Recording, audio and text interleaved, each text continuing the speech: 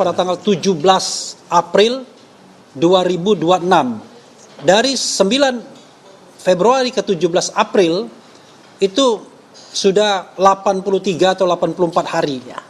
Jadi kami menganggap bahwa ya 80-an hari lah ya, dihitung persisnya nanti silakan dihitung, tapi lebih dari 80 hari, dan itu sudah menyalahi ketentuan pasal 138 ayat 2 yang memberikan waktu 14 hari. Kenapa kami menggunakan KUHP lama? Karena ada ketentuan peralihan seperti yang sering kita katakan, pasal 361 huruf A yang mengatakan kalau kasus itu dalam tahap penyidikan maka digunakan KUHP yang lama. Tetapi mungkin kawan-kawan akan mengatakan, bagaimana kalau KUHP baru? Sama, KUHP baru juga sudah lewat waktunya. Karena KUHP baru itu back and forth-nya 14 hari, kemudian kalau sudah dilihat, diteliti, dikembalikan, kemudian ada waktu 14 hari untuk memperbaiki, kemudian kalau dikembalikan lagi ada 14 hari untuk memperbaiki, dan gelar perkara khusus. Setelah gelar perkara khusus ada 14 hari bagi jaksa. Jadi kalau 14 kali 3, dan katakanlah pengadministrasiannya, ya kira-kira 50 hari.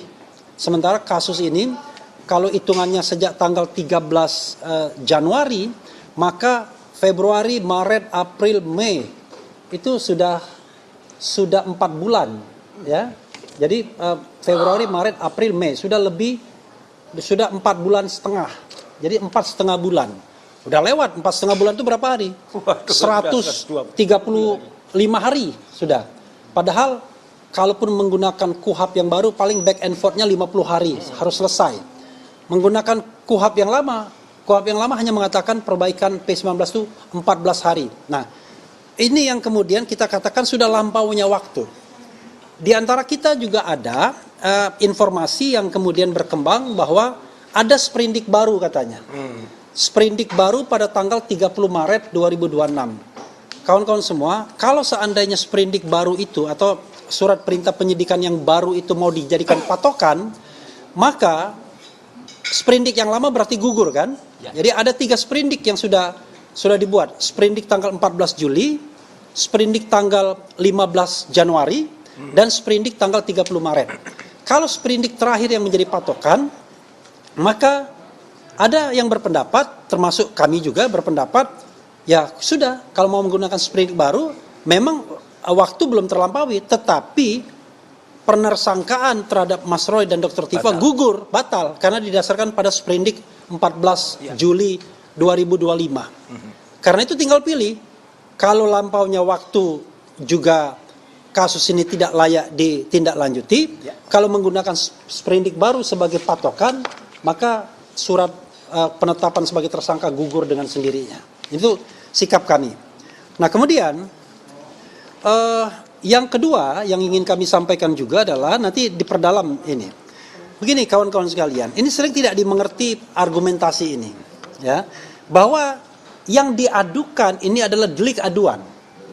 Jadi laporan Jokowi terutama adalah delik aduan, walaupun kemudian disisipi pasal-pasal yang bukan delik aduan itu soal lain, tapi core bisnisnya adalah delik aduan. Nah, delik aduan itu ketika terjadi restoratif justice, maka menghendaki adanya pencabutan laporan. Oke? Kalau pencabutan laporan itu dilakukan dan memang sudah dilakukan karena sudah ada restoratif justice terhadap Egy Sujana, Damai Hari Lubis dan Rismond Sianipar, maka sesungguhnya gugur secara keseluruhan kasus tersebut karena berada di LP laporan yang sama, administrasi yang sama. Ingat, yang dicabut itu laporannya, bukan orangnya, sebagaimana dikatakan Pak Ugroseno. Nah, cuma ini yang nggak dipahami oleh pihak sana, yang mengatakan bahwa yang namanya pidana individual responsibility. Memang iya, individual responsibility, tetapi kita harus membedakan antara administrasi dan substansi. Administrasinya satu, substansinya beda-beda. Ketika administrasinya satu dan kemudian dicabut laporannya, maka tercabut semua laporan yang cuma satu itu. Paham ya? Kira-kira begitu. Bukan kira-kira begitu, begitulah. Kalau kira-kira nanti kira-kira lagi ya. Nah, kemudian yang ketiga adalah kita tidak tahu persis sebenarnya berkas ini ada di mana. Apakah sudah benar di Kejaksaan Tinggi DKI? Apakah masih di kepolisian? Apakah back and forth secara diam-diam bolak-balik? Kita nggak tahu. Tapi kalau asumsinya memang benar-benar di kejaksaan, asumsinya benar-benar di kejaksaan, maka kami mengimbau, ya, meminta agar kasus ini dihentikan saja.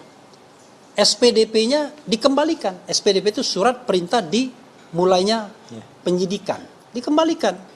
Karena sudah tidak layak lagi baik secara formil maupun secara material yang akan kami sampaikan berikut ini. Jadi kami mengimbau karena ada ketidakjelasan dan ketidakjelasan itu mengandung ketidakpastian hukum.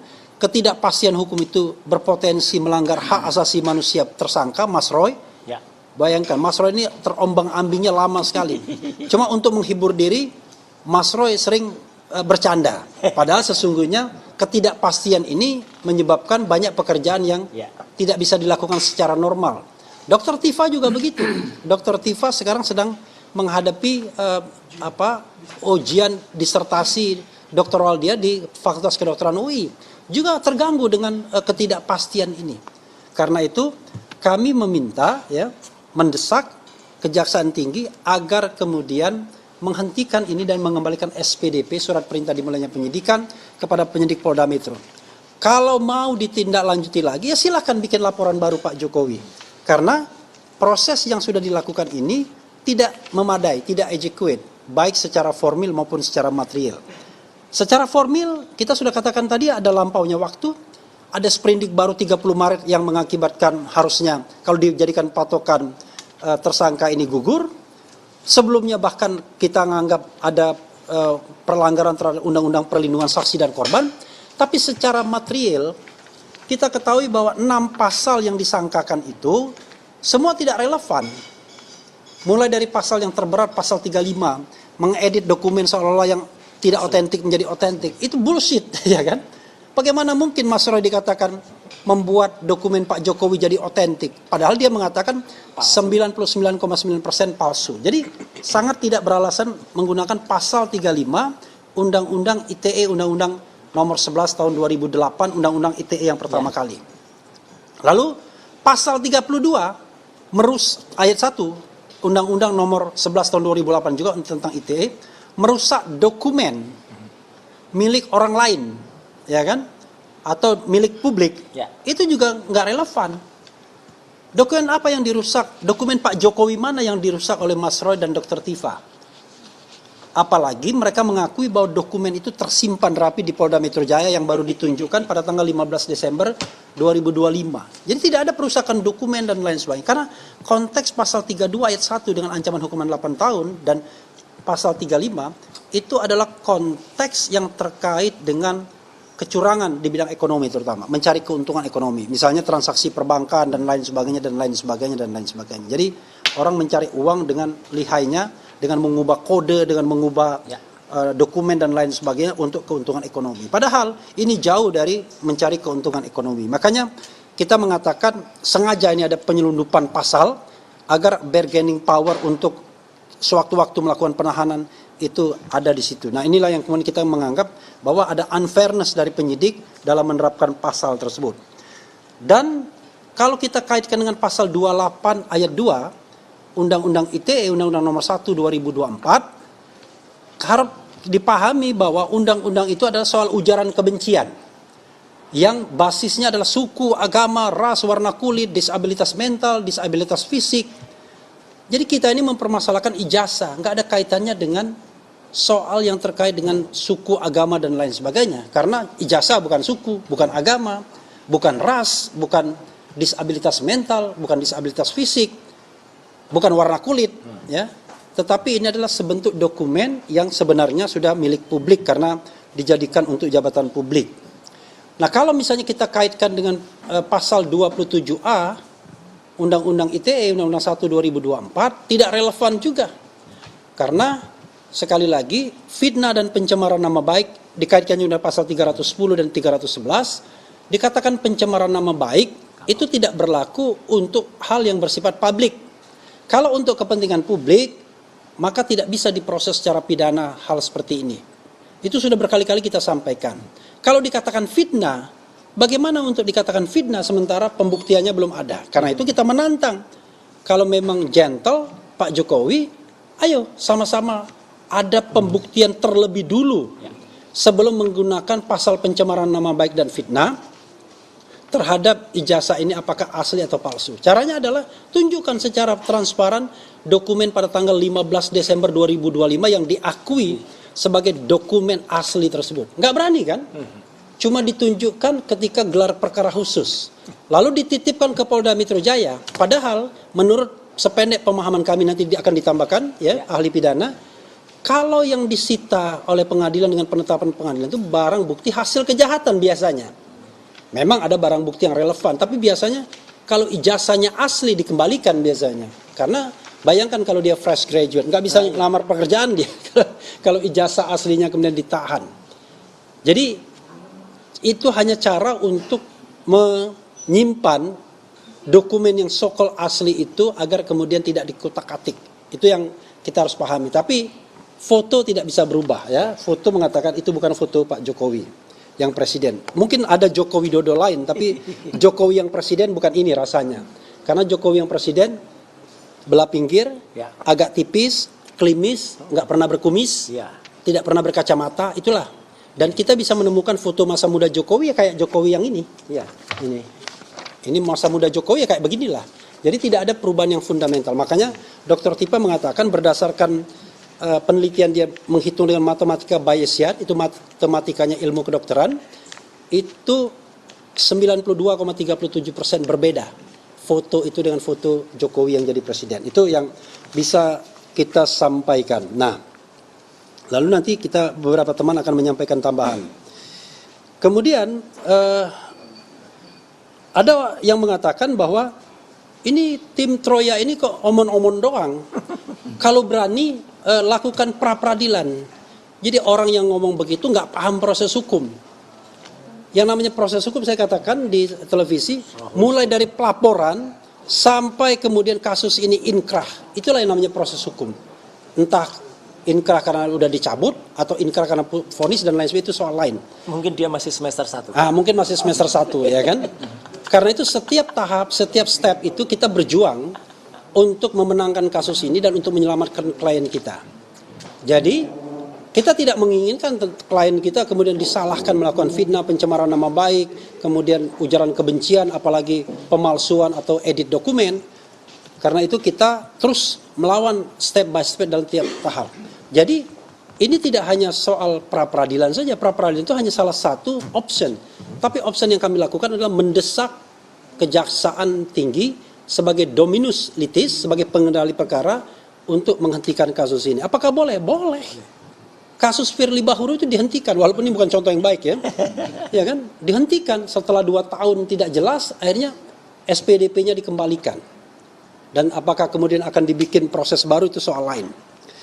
Kemudian kawan-kawan sekalian, nanti juga di-highlight bagaimana nasib surat kami ke Dewan Perwakilan Rakyat, terutama Komisi 3, bagaimana nasib surat kami, karena kami minta audiensi dengan Komnas HAM, nanti akan dibahas dan ditambahkan oleh teman-teman yang barangkali punya tugas untuk menambahkannya. Dan terakhir, ini agak ngeri-ngeri sedap juga, ya. Dan Mas Roy yang akan menyampaikannya secara langsung, ya. Ada teman baik yang bernama L. Nanti L ini akan dilaporkan. Mas Roy akan menyampaikan kenapa L perlu dilaporkan. Ya. Itu yang ingin saya sampaikan. Selanjutnya Mas Roy terakhir biasanya. Mas Roy terakhir ya kan. Dan silakan Mas Didit atau siapapun ingin menambahkan. Ya, Pak Didit dulu. Oke, Mas Didit. Terima kasih Bang Refli. Selamat sore semua. Jadi saya melengkapi ya apa yang disampaikan oleh Bang Refli Harun. Yang pertama kita bicara soal SPDP. Nah, perlu juga diketahui putusan MK nomor 130 yang mewajibkan apabila ada SPDP ada sprindik yang diterbitkan, maka perlu disampaikan kepada jaksa, terlapor dan pelapor. Nah, pada tanggal 30 Maret ada surat dari Polda. Nah, pelapor kita nggak tahu, terlapor yang sebagian sudah menjadi tersangka dapat suratnya. Tapi masalahnya yang tanggal 15 Januari Tidak ada. Jadi kita tidak tahu nih sebenarnya bentuknya kayak apa. Dan ini merupakan satu pelanggaran putusan MK. Nah, pelanggaran terhadap putusan MK seharusnya ditenggarai sebagai suatu pelanggaran hukum. Karena putusan MK adalah sumber hukum ya. Sama kedudukannya dengan undang-undang. Itu yang pertama. Yang kedua, kita tadi bicara soal penerapan pasal. Ya. Pasal-pasal ini amburadul sebenarnya.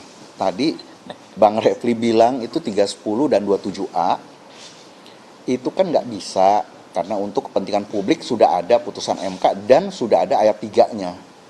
Pasal 310 dan 433 yang KUHP baru. Ya. Betul, untuk kepentingan publik karena sudah dinyatakan sebagai dokumen publik.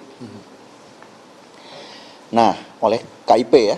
KIP menyatakan itu adalah dokumen publik. Nah, masalahnya ini perlu digarisbawahi. Kalau sekarang ini yang dimasalahkan sebenarnya yang dilakukan penelitian dokumen yang mana?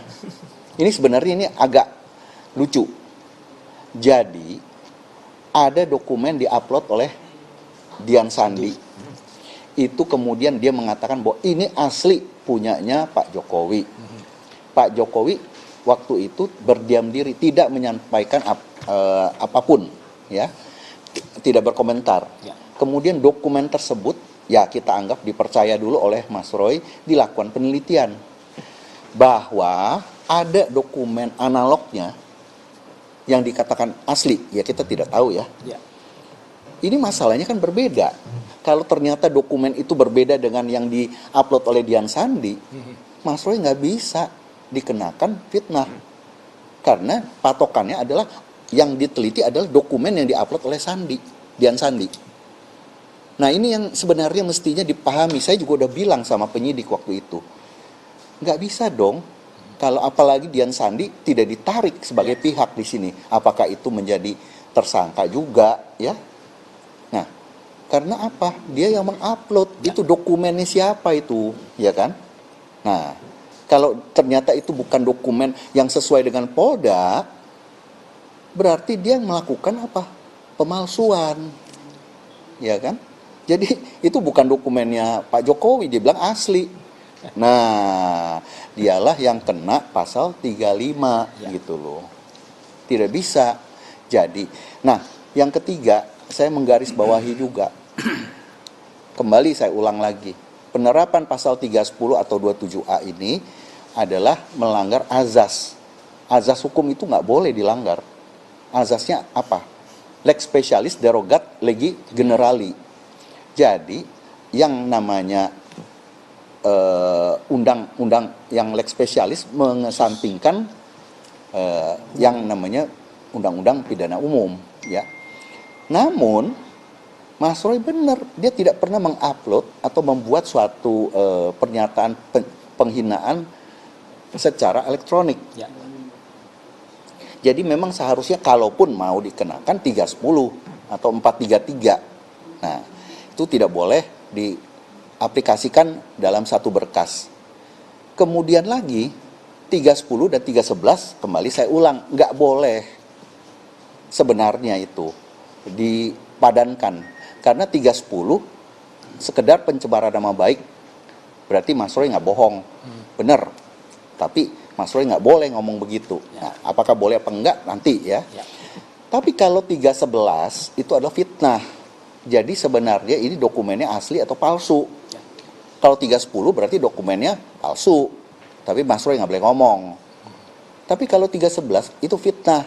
Dokumennya memang asli. Mas Roy fitnah ini, ya kan? Diminta Mas Roy membuktikan di muka hakim, itu pasalnya. Ya, bahwa apa yang dikatakannya adalah benar. Kalau tidak bisa membuktikan di muka hakim, nah barulah dikatakan terpenuhi. Tapi sekali lagi, coba dilihat pernyataan Mas Roy. Satu, kalau yang namanya Mas Roy selalu bilang, saya perhatikan ya, 99,9%, bukan 100%. Berarti itu tidak fitnah. Itu udah saya sampaikan ke penyidik. Itu berbeda kalau dia bilang 100% itu palsu. Apalagi Berarti 11.000 triliun. Nah, kalau 11.000 triliun itu luar biasa, ya kan? Barulah bisa disebut fitnah. Nah, Dr. Tifa juga bilang 93,7%, ya kan? Ini bukan fotonya. Artinya ada sekian persen yang tersisa di mana ini bicara soal keyakinan hasil penelitian, bukan fitnah. Kalau dibilang 100% itu bukan, nah itu lain ya. Jadi itu sudah tidak applicable. Nah, kalau penerapan pasal-pasal lain udah nggak masuk lah, itu udah jelas ya, 28 ayat 2 yang itu juga merupakan anak haram dari undang-undang yang ITE yang baru, ya kan, sudah dicabut, dirubah menjadi pasal 243, tiba-tiba muncul lagi, beranak lagi itu gitu loh. Nah, ya jadi itu. Nah, tadi melengkapi juga Bang Refli mengenai laporan. Jadi begini, ini saya perhatikan beberapa statement dari lawyer-lawyer Pak Jokowi. Kita appreciate untuk pendapat mereka, tapi yang menjadi masalah adalah begini. Bang Refli tadi udah bilang, kalau RJ itu kan harusnya laporan dicabut, baru bermaaf-maafan, ya kan, karena dan tindak lanjutnya adalah laporan dicabut. Laporan itu adalah pondasi. Nah, kemudian dilanjutkan dengan SP3. Kalau yang namanya SP3 bisa dengan pemecahan sprindik, bisa, tapi bukan delik aduan dan tidak perlu mencabut laporan. Nah, itu bisa. Pasal-pasal yang misalnya saya laporkan itu ada 2 orang penipuan, ini ada 2 orang yang datang, ternyata yang nipu cuma 1. Nah, sprindiknya dipecah, itu tidak perlu RJ.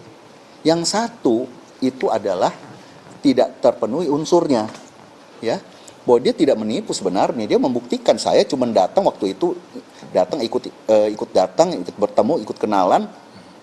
Nah, itu sprindiknya dipecah, nggak perlu lagi pencabutan laporan, tapi SP3 untuk yang 1, bahwa nanti dia tetap menjadi saksi di perkara sprindik yang 1 lagi, silahkan, ya. Tapi itu bukan yang seperti yang kejadian di sini. Ini LP-nya 1. Nah, kemudian ada juga statement dari lawyernya Pak Jokowi yang mengatakan, lah ini kan ada beberapa terlapor dan kita sebutkan perbuatannya macam-macam, beda-beda. Itulah risikonya kenapa digabung gitu loh. Dan nggak bisa. Ini bukan kita bicara penggabungan, yang kita sebut, kita kenal adalah apakah itu konkursius, realis atau idealis. Nah, itu penggabungan, ya. Tapi orang-orangnya 1 dari beberapa perbuatan. Nggak bisa beberapa perbuatan dengan orang-orang yang berbeda digabung-gabungkan. Nanti saya akan menghubungkan si A melakukan pemerkosaan, yang 1 melakukan pembunuhan, saya gabungin semua gitu dalam satu perkara. Nanti yang pemerkosaan kita RJ misalnya, ya kan? Yang pembunuhannya sisa. Lah kalau 1 laporan ya nggak bisa gitu loh. Itulah resikonya kenapa bikin laporannya digabung. Nah, ya. Jadi mungkin itu supaya pemahaman. Nah, jadi kalau mau di P21 dengan kondisi yang seperti ini, apalagi ada pasal selundupan yang masih di CLS kan, ini agak lucu ya. Saya bilang, ya kita pembelajaran sekarang. Kalau dulu katanya, banyak ini, lampau waktu dan sebagainya, itu nggak apa-apa. Ya itu silahkan, tapi apakah kita terus-menerus mau seperti itu? Terjadinya pelanggaran-pelanggaran, kan banyak itu pelanggaran. Ya, kita nggak mau, ya. Jadi upaya-upaya itu, sehingga kalau dibilang kok harusnya jangan minta SP3 yang tadi omon-omon tadi Bang Refli bilang. Lah, itu kan yang di Barreskrim itu di SP2 lidik. Iya. Itu kan bagian dari proses due process of law. Berhenti penyelidikan itu juga satu proses hukum gitu loh. Minta SP3 itu proses hukum juga. Dan itu diatur di KUHP. Mau yang lama atau yang baru, ya, tidak cukup bukti, bukan perkara pidana karena orangnya meninggal dan sebagainya, ya, banyak gitu loh. Jadi ini semua proses hukum. Minta SP3 juga proses hukum gitu. Tolong dipahami gitu loh, bukan omon-omon di sini. Ya, mungkin dari saya cukup ya itu. Terima kasih. Jadi sekali lagi ya, kita tidak boleh terjebak dalam sebuah terminologi yang wah ini dibilang takut sidang lah, kok takut sidang. Jadi sidang itu hanyalah satu proses dari proses hukum yang ada. Kalau kita bisa menghentikan proses itu di awal, kenapa kita harus tunggu sidang? Karena itu kita challenge, kita tantang. Kalau Anda yang anggap benar proses ini, maka go ahead. Tapi kami mengatakan ini tidak benar. Karena itu kami minta dihentikan. Dan kami mengatakan tidak benar itu baik secara formil maupun material. Dan itu alasannya banyak sekali. Bayangkan tadi. Sudah berapa pekan kita di sini mengatakan lampaunya waktu ya. Silakan Saudara Ramdan mungkin mengupdate soal surat ke DPR. Silakan. Terima kasih rekan Refli dan rekan yang lainnya, Mas Roy, prinsipal. Ini kita walaupun di hari libur menyempatkan mengirimkan surat kembali kepada DPR setelah tanggal 20 Januari belum ada balasan, kemudian 29 April kita kirim yang kedua juga tidak ada balasan. Tanggal 26 Mei sudah kita kirimkan juga ke Komisi 3 kembali lagi. Kita belum dapat respon. Tentu saja kita terus menerus untuk kemudian menyuarakan bahwa ini kita bicara tentang hak asasi manusia yang ternyata lebih enak untuk dibicarakan jadi bahan diskusi ketimbang diaktualisasikan. Sehingga kemudian kita tetap berharap bahwa wakil rakyat atau representasi kita di parlemen ini memperhatikan potensi terjadi pelanggaran hak asasi manusia terhadap Mas Roy Suryo maupun kemudian Dr. Tifa, di mana tadi sudah sampaikan oleh rekan Refli bahwa tenggat waktu atau due process of law itu bagian yang sama melekat pada dirinya terkait penegakan hukum. Tidak hanya tujuan itu kemudian menghalalkan atau menegasikan cara due prosesnya. Dan ini tentu saja kami sampaikan secara terbuka melalui forum hari ini bahwa Komisi 3 kami menunggu surat balasan yang pasti bukan surat balasannya Mas Roy, tetapi juga pada respon positif terhadap apa yang kami sampaikan.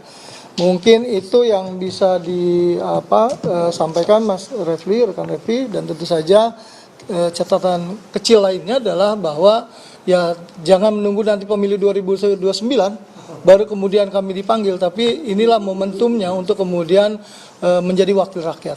Demikian rekan Refli. Ya, Ramdan ini bisa ngomong demikian karena dia mantan sekjen partai.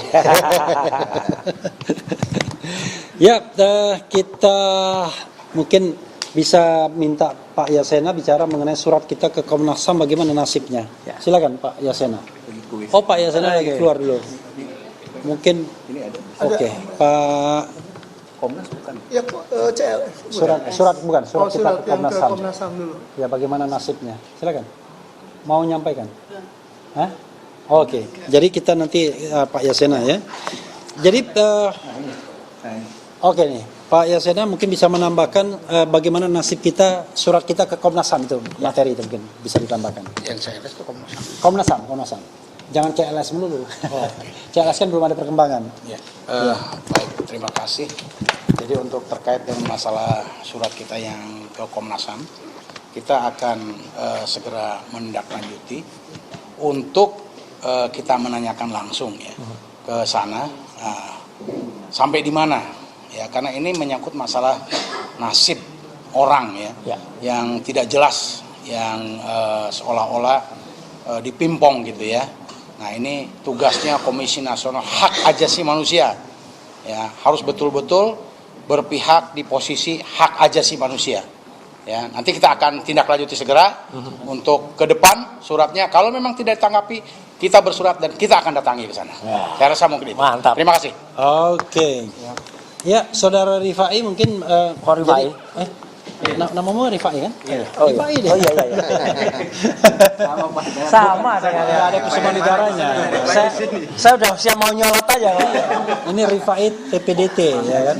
Jadi rencana pelaporan terhadap salah satu pelapor ini Inisial dulu ya. Inisialnya L ya. Nanti L itu siapa akan disampaikan Mas Roy. Ini disetujui oleh dua prinsipal Jadi Mas Roy Suryo, Noto di Projo, ada KRMT di depannya, kemudian ada Tifauzia Tiasun atau Dr. Tifa. Nah, barangkali mewakili Dr. Tifa dari TPDT, tim pembela Dr. Tifa. Silakan Mas Rifai. Terima kasih rekan-rekan sekalian bahwa kami dari kuasa hukum TPDP akan membuat laporan polisi terkait dengan salah satu dari pihak Termul yang memberikan keterangan palsu, fakta palsu terkait di hadapan penyidik bahwa dia juga sebagai korban. Dalam hal ini dia melaporkan terkait dengan pasal 28 ayat 2. Padahal bahwa itu dia tidak masuk dalam korban. Itu sangat merugikan klien kami, makanya kami akan mengadukan itu ke Polda. Mungkin demikian. Assalamualaikum warahmatullahi wabarakatuh. Waalaikumsalam warahmatullahi wabarakatuh. Nah, tibalah kita pada saat yang berbahagia. Dengan selamat sentosa mengantarkan Mas Roy untuk menyampaikan apapun yang ingin dia sampaikan. Silakan Mas Roy. Baik. Assalamualaikum warahmatullahi wabarakatuh. Waalaikumsalam. Ya. On behalf of Dr. Tifa, bahasa Inggris. Ya, atas nama Dr. Tifa juga, ya. Tadi sebelum kita mulai press conference, kami juga sudah berkomunikasi langsung dengan Dr. Tifa dan kita speakerphone. Jadi saya menyampaikan ini atas nama kami berdua ya, selaku prinsipal saya Roy Suryo dan Dr. Tifa, bahwa nanti pada saatnya kita akan mengajukan juga pelaporan terhadap saudara L. Nah, L itu siapa? Bukan lampir ya, itu lain. Lampir lain lagi lampir ya. Tapi L itu ada sendiri. Nah, tapi sebelumnya saya ingin mengupdate dulu, izin Mas Refli dan teman-teman semua, bahwa ada perkembangan yang sangat menarik. Ya, Termul sekarang lagi gundah dan saat ini Termul lagi kabarnya lagi berkumpul untuk nonton live kabarnya. Ya, mereka berharap turunnya Godot, ya gitu, menunggu Godot. Godot itu adalah sandiwara yang sangat terkenal dulu ya gitu, yang nggak akan turun. Yaitu mereka nunggu Godot yang namanya P21. Nah, sampai kabarnya ini berseliweran kabarnya, karena ada Termul yang diwawancara, Termul tapi lawyer yang nggak resmi. Kalau yang resmi itu atau lawyer yang tadi yang ada salah satunya namanya Mas Rifai, kemudian Firmanto, kemudian Yakub, itu yang resmi. Yang nggak resmi ini banyak, bising tapi mereka itu ya. Lo itu lagi memperbincangkan katanya yang namanya Jokowi itu marah sampai gebrak meja katanya gitu. Tapi di sisi yang lain ada yang bilang rupanya mereka itu nggak kompak. Ada yang bilang jangan dibilang gebrak meja, pan Jokowi itu kan halus, orang Solo kan halus gitu ya. Jadi gebraknya cuma gini. Nah itu nggak gebrak ya. Mereka lagi ribut, silakan ribut ya. Tapi yang menarik adalah dalam perbincangan itu dikatakan bahwa ternyata sudah pernah ada janji. Nah ini pertanyaan ke masyarakat. Katanya penyidik itu berjanji kasus ini akan selesai dalam 3 atau 4 bulan. Gimana bisa penyidik itu memberikan janji? Ya sesuatu yang nggak pasti. Ini namanya kasus menyangkut nasib orang. Kok kemudian ada janji? Bahkan ada kemudian kemarin pengumuman dari Pak Kombes Budi. Ya, saya selalu mengatakan Budi. Ya, karena di tengah-tengah nama B-nya ada H. Ini loh ya, ini fakta ini, Budi. Ya, jadi bukan Budi, Budi. Katanya surprise. Ini penegakan hukum atau door prize acara ulang tahun. Ya. Ini tuh nasib orang dan negara. Gitu loh. Anda itu aparat hukum, gitu loh. Kenapa kok malah bilang surprise gitu ya? Nggak bisa disurprise-surprisekan. Kalau surprise namanya bukan surprise. Kemudian mereka ada yang bilang kalau P21-nya sebenarnya sudah terbit kok. Tapi kita tunggu deh, nanti setelah Idul Adha. Idul Adha kapan? 1447 Hijriah sekarang. Mungkin Idul Adha 1600 Hijriah yang akan datang ya. Itu 200 tahun lagi mungkin baru diumumkan. Jadi nggak jelas mereka dan mereka makan surprise. Ini nggak boleh ya kayak gini tuh. Ini pelajaran yang sangat tidak bagus untuk masyarakat. Ya, saya sendiri menilai ini sangat nggak bagus. Dibikin main-main. Masa penegakan hukum dibikin surprise gitu ya. Nah, dan kalau kita bandingkan, ini sudah dihitung sama sahabat kita, salah satu lawyer kita, Mas Gafur, ya. Kasus yang sangat ramai, terkenal waktu itu apa? Nah, yaitu Freddy Sambo. Nah, Ferdi Sambo.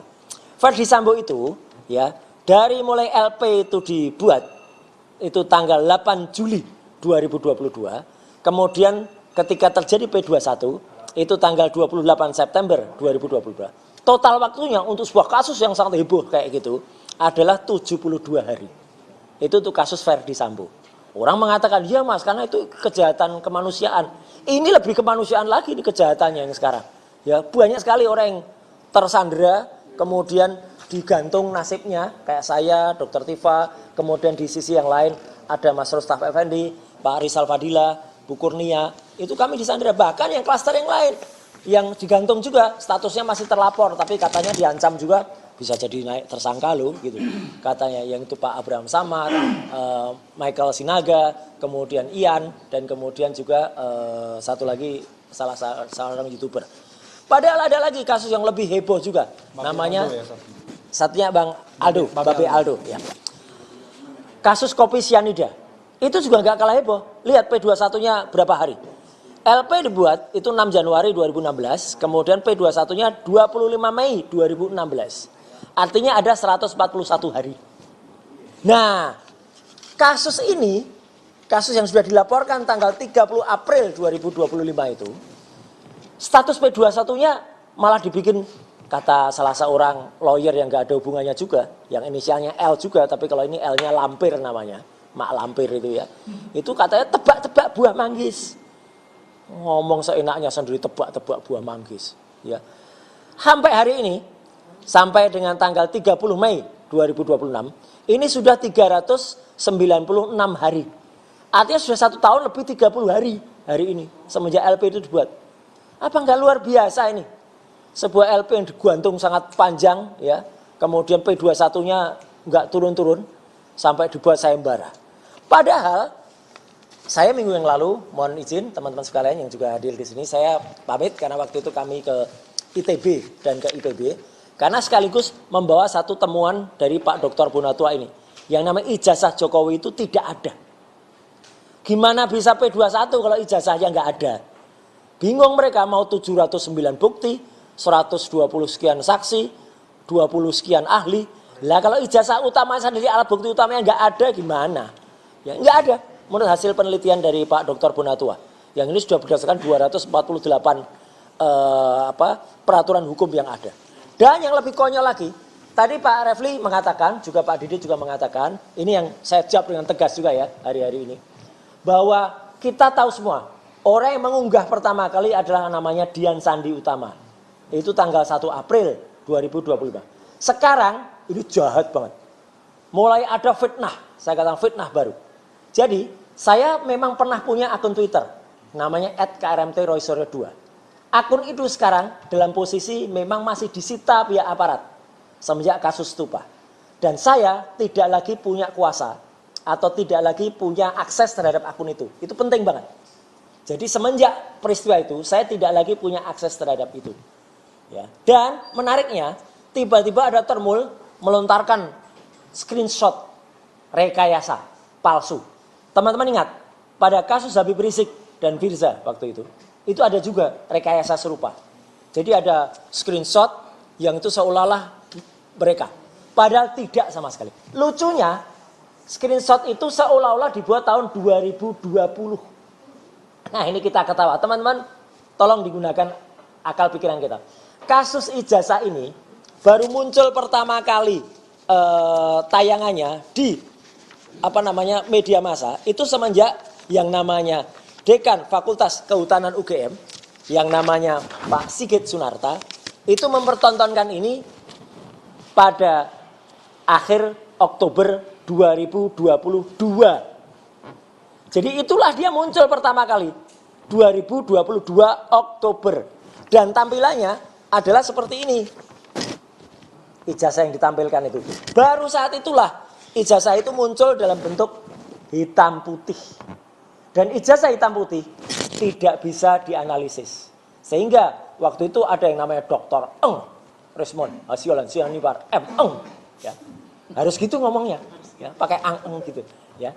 Itu Karena ijazah yang diposting oleh Dian Sandi adalah ijazah yang berwarna. Jadi ini penampakan pertama pada tanggal 24 Oktober 2022. Baru kemudian Dian Sandi menampilkan yang berwarna. Inilah yang namanya causa prima. Pertama kali muncul itu ya di Twitternya Dian Sandi. Kok tiba-tiba sekarang ada fitnah yang kemudian membuat Roy Suryo sudah posting 2020. Maaf ya kalau saya pinjam istilahnya Rocky Gerung picik ini. Kalau mau bikin ya mungkin harusnya tanggal 2022 juga gitu loh. Jadi biar make sense. Dibikin 2020. Jadi konyol banget. Bahkan yang lebih konyol lagi, ini ada Mak L. Kalau tadi ini ada Mak Lampir ini ya. Yang itu mengatakan bahwa katanya saya sudah diperiksa tim cyber Polda Metro Jaya dengan akun ini. Bohong. Sekali lagi. Orang ini berbohong.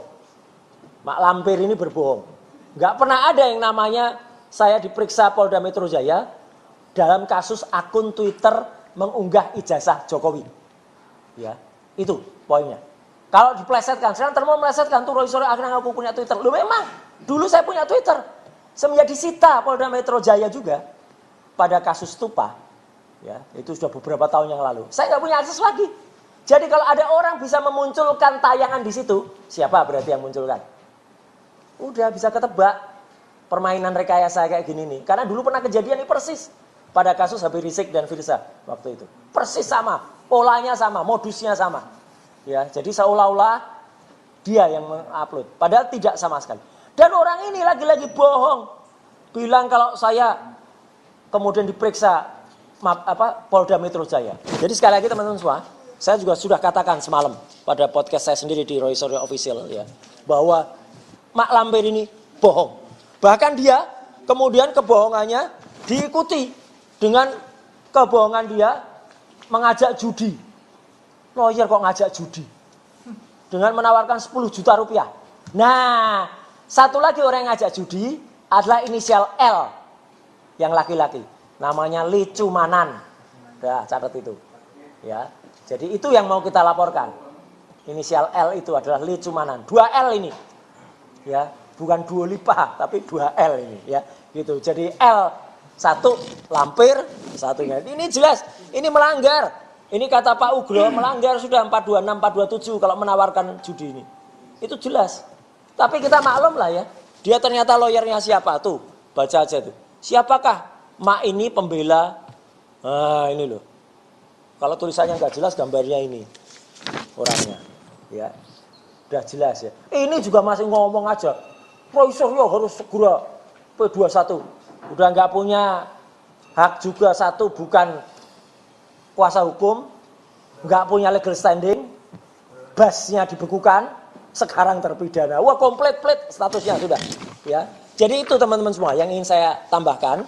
Artinya apa yang terjadi sekarang itu adalah P21-nya kita insya Allah waktu itu beberapa hari yang lalu di tayangan Rakyat Bersuara baik Pak Refli Harun, Pak Kosinudin, juga Pak Ugro Seno mengatakan kalau demi hukum ya tidak mungkin terbit P21-nya, bahkan harus terbit SP3.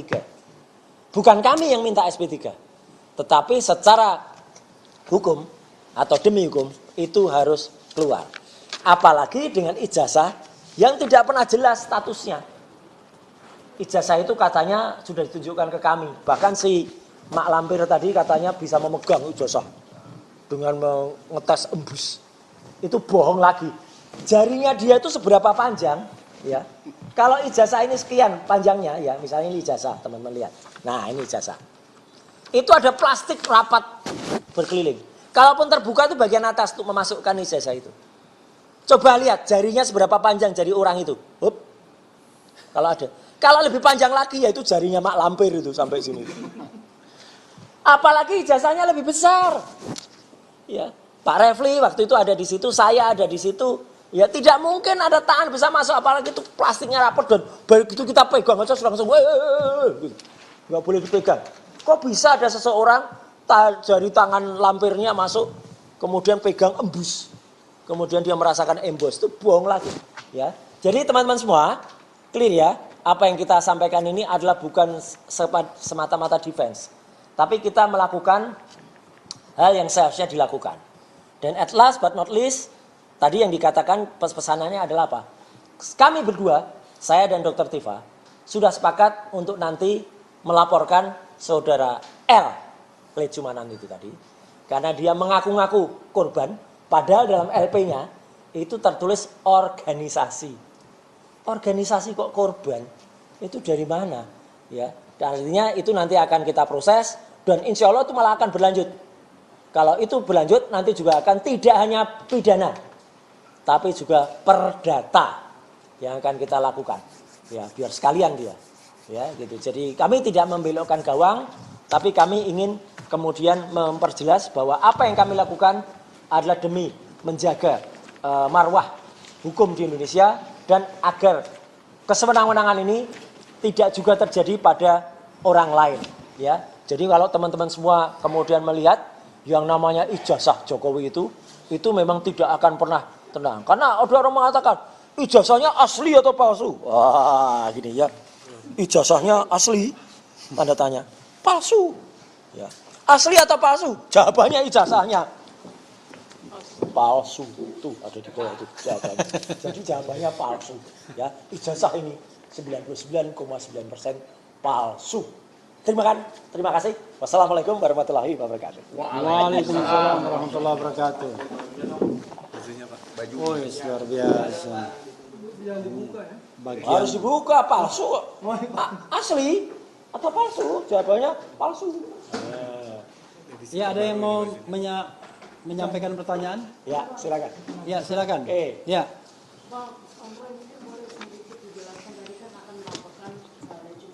Ya.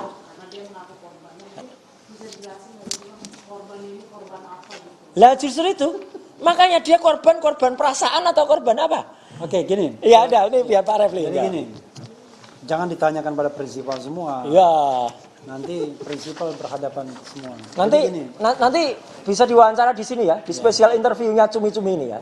Karena Mak Lampir itu kasusnya juga ketika diwawancara oleh Vincent Bero. jadi begini, kita tahu bahwa ada 4 laporan yang kemudian diakomodasi oleh penyidik Polda Metro Jaya. Ya. 1 dari Pak Jokowi, 3 lainnya dari mereka yang entah apa legal standingnya, Ngaco pokoknya. pengagum atau relawan nggak jelas, yaitu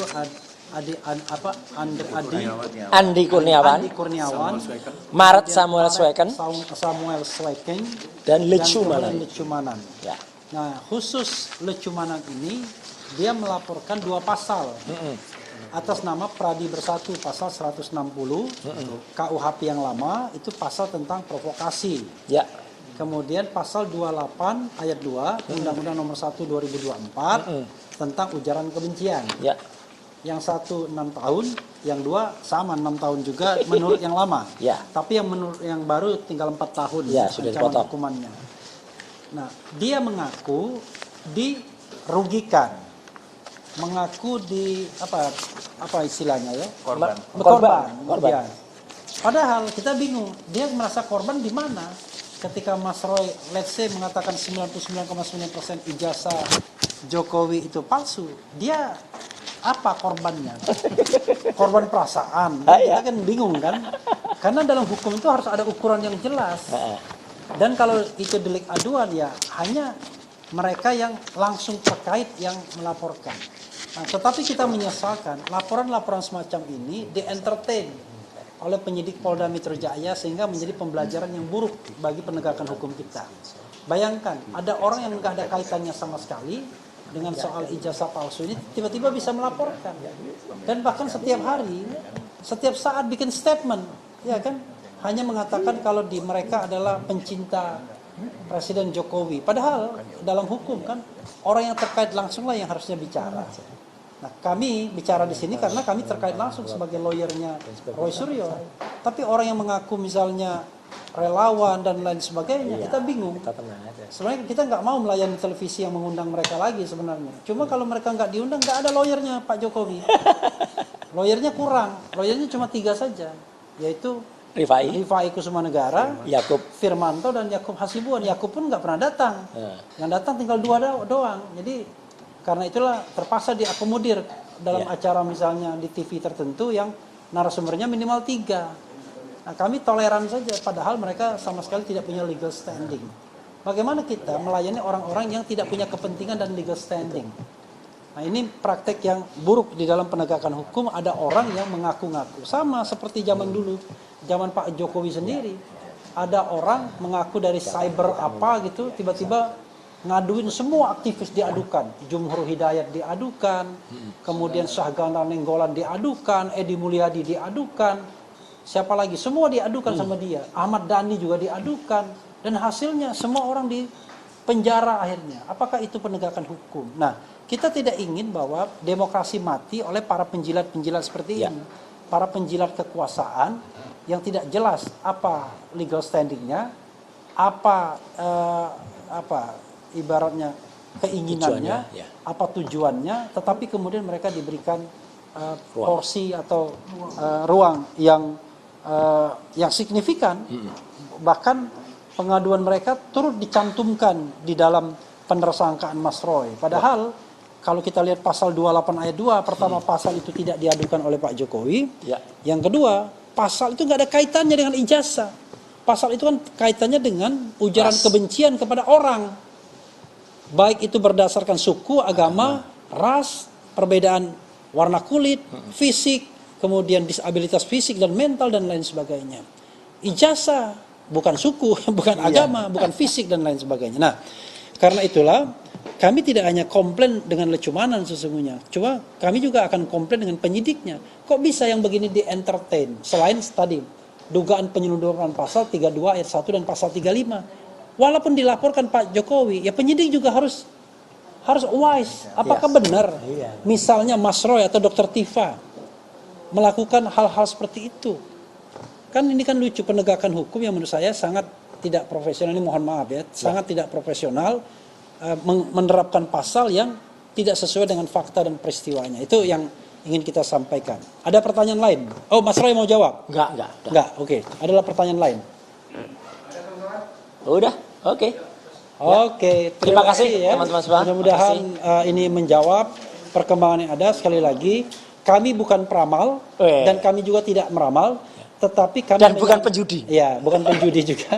Kami menyampaikan sikap kami berdasarkan analisis hukum yang ada, baik secara formil dan material, dengan mengutip pendapat-pendapat ahli dan juga orang yang experience seperti Pak Ugroseno, bahwa seharusnya kasus ini tidak P21 dan seharusnya kasus ini dihentikan, dikembalikan surat perintah dimulainya penyidikan, dan kemudian game is over. Tetapi untuk pembuktian ijazah palsu tetap harus ditindaklanjuti di berbagai forum yang ada. Salah satunya adalah pelaporan oleh tim pemburu ijazah palsu yang dikomandani oleh Rizal Fadila, Rustam Effendi, dan kemudian si Purwanto Heru Purwanto dari UI Watch. Dan itu signifikan bisa membuktikan apakah ijazah itu asli atau palsu karena langsung ke jantung persoalan. Kalau ini apalagi ada 3 orang yang dilaporkan bermain pinggiran. Oke, itu saja. Makasih. Wassalamualaikum warahmatullahi wabarakatuh. Waalaikumsalam